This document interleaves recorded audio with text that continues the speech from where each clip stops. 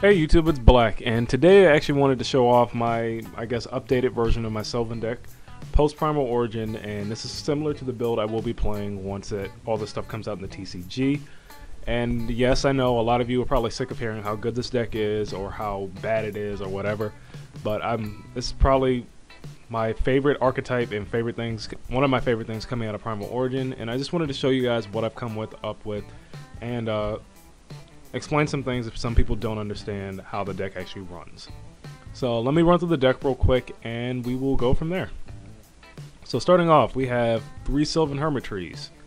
Then we have 2 Sylvan Sage Koyas, 1 Blade Fender, 2 Flower Knights, 3 Marshall Leafs, 2 Lone Fire Blossoms, 1 Dandy. This is actually going to be 1 Komoshromo now, because it will be replaced with this card right here, Sylvan Ferrylotus, which has the effect of, once per turn you can activate the top cards of your deck equal to the number of cards your opponent controls, send any activated plant monsters to the graveyard, also place the other cards in the bottom of your deck in any order. If this card is activated from the deck and sent to the graveyard by a card effect, you can target up to 5 Sylvan cards in your graveyard except Sylvan Ferrylotus and place those targets in the bottom of your deck in any order. Now you can see why I'm going to be replacing one of my mushrooms with this card. It's really good. Back to the deck. Then we have 1 Spore, 3 Peacekeepers, 1 Sprout Colite, and a Copy Plant.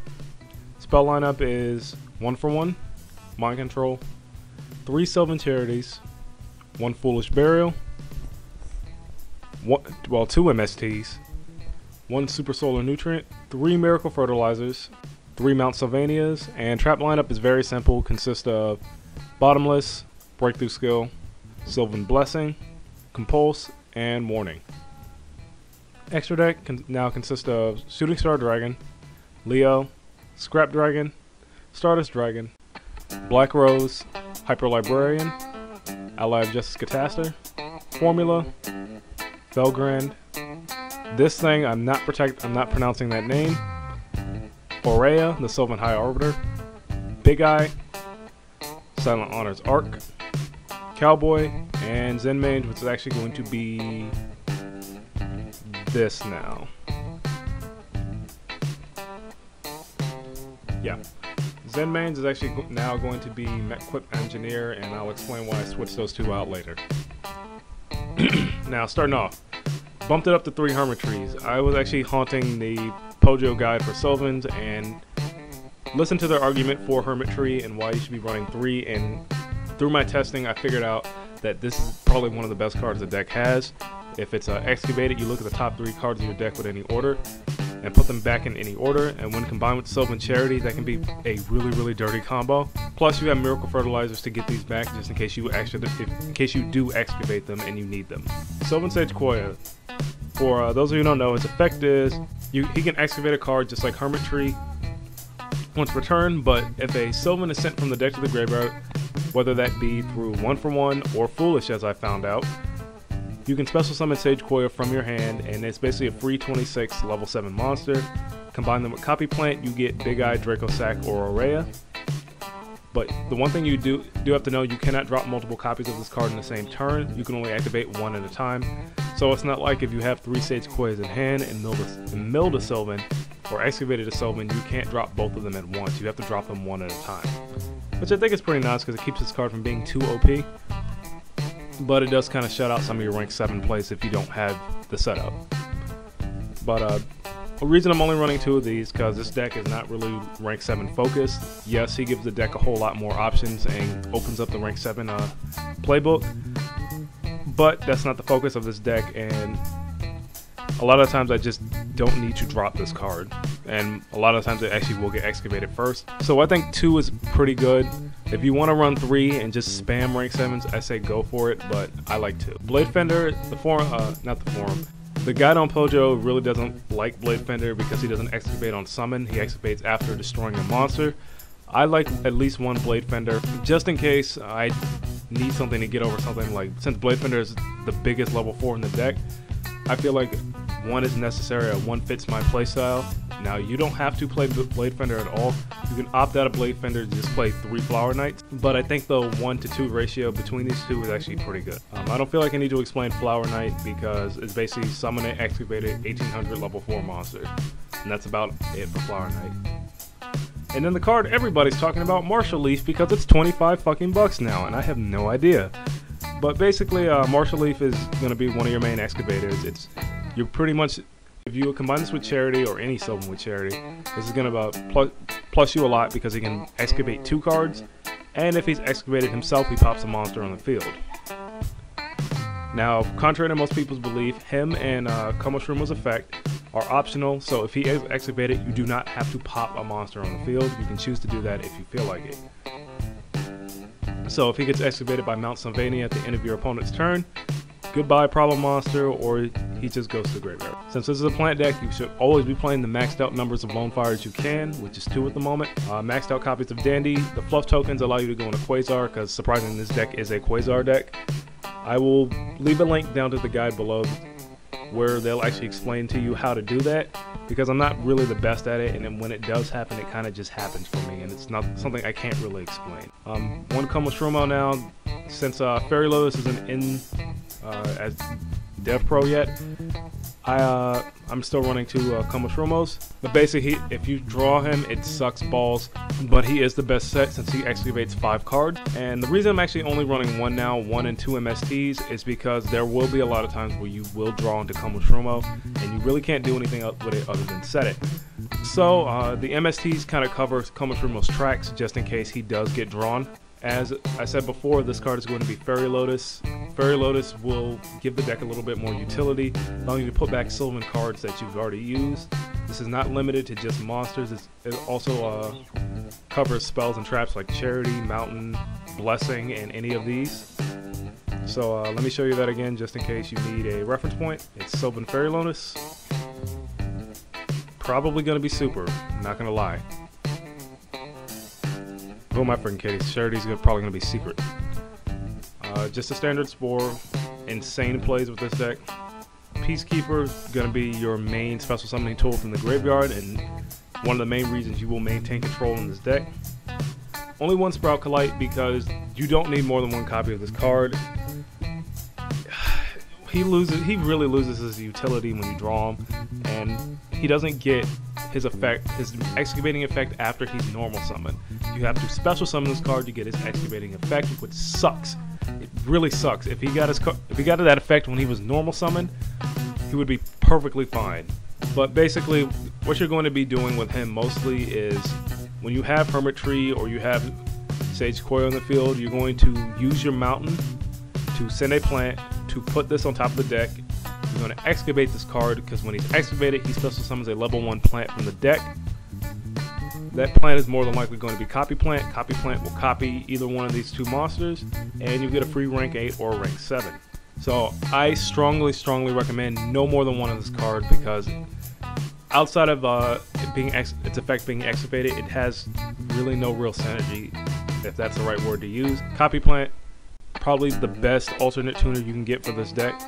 Since he can copy any plant, he opens up your Exceed and your Synchro options a whole lot. Really don't think you need more than 1 of this card, because you're probably only going to be summoning this card either by normal summoning it or off Sprout Colite's effect. Since this deck does have Synchro options, these 2 are pretty standard. And Sylvan Charity, the thing that kind of broke the deck. Basically, draw 3 cards, reveal 2 cards in your hand, including a Sylvan card, then place them on top of the deck in any order. I will put some videos at the end of this deck profile to explain to show how to, I guess, properly use this card, which is all about the order. Because if you draw on a multiple charities and a monster, if you already have a monster that can already excavate, you want to put the excavated monster first and then charity second. But charity opens up a lot for the deck. It creates some amazing top decks, as you will see in some of the videos. It allows for a lot of setup and kind of eliminates that factor of drawing into things like Komoshrumo and Peacekeeper and Sproutkalite.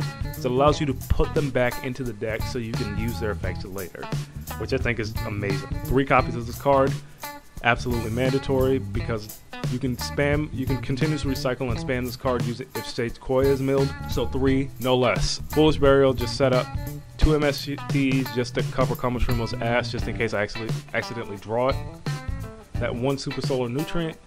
If you were forced to summon Peacekeeper or Sproutkalite or Komoshrumo after it's been face up, this Super Solar Nutrient will turn it into Lone Fire Blossom or any other plant that you need. That's level 4. Plant Reborn, 3 copies, absolutely necessary. Mount Sylvania, just extra setup, allows you to get rid of things in your hand and set up for the next turn. Now, the 2 traps I wanted to talk about were the addition of Breakthrough Skill and Sylvan Blessing.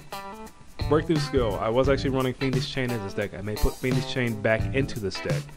I wanted Breakthrough Skill in here because the one thing this deck does not have yet, other than spam capabilities, is stopping monster effect negation, which this deck can actually lose to very hard. This deck is a very, very difficult matchup against. So you kind of want something to either bait out those Imperial Tombs or something to just stop them from going off. Breakthrough Skill allows me 2 uses out of this card, but Fiendish Chain stops there. The addition of these 2 cards are really all up to you, but I'm still testing out Breakthrough Skill and I'll let you know how that goes. Blessing is I like because Blessing allows me to get a monster that's unaffected by anything. Then I can stack it for another Sylvan effect if I need it. From my last deck profile, my extra deck's pretty much the same. I kind of took out Powered Inzektron because I never really make level 6s. I make a lot of 7s and 8s and 5s. With the addition of TG Hyper Librarian for Quasar and plussing on Shooting Star plays, my extra deck. The thing about this is the extra deck is really clogged and you're gonna have to make some really tough choices. You may not see Draco Sack in here because I can't afford a Draco Sack, so I took Draco Sack out, but I do already own a Big Eye. So that's why he's in here and Draco Sack is not. The addition of Engineer over Zenmains. There are a lot of times where you can lose your board to just unexpected bullshit.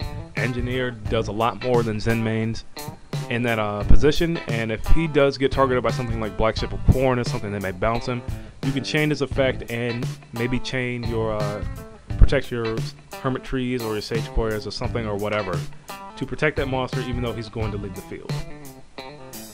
So that's why he's in, but you're not really going to be going into rank 3s a lot, but he's in there for that reason. Now some cards I was testing out before, Powered Inzektron, outside of Sirius and a very, very limited level 6 toolbox. Inzektron's probably the best thing because he protects himself and protects you from damage on his summon. Armory Arm because I used to run a Meether in this deck and allowed me to go on Armory Arm a whole lot easier. Draco Sack, if you want to test this on Dev Pro, if you already own a Draco Sack, good for you. But he's in the side deck because I don't own one in real life and I kind of want to test this for TCG play when all this stuff becomes legal. Skill Prisoner to protect yourself from targeting effects. This does not help against Madolches, but it will help you out against a lot of things like artifacts and all that crap. The second Breakthrough Skill, the 2 Fiendishes, and Zenmei. Well, yeah, that about does this deck profile. I'm really, really liking the addition of this deck. Charity and Sage Koya and Sproutkalite really help out the deck a lot.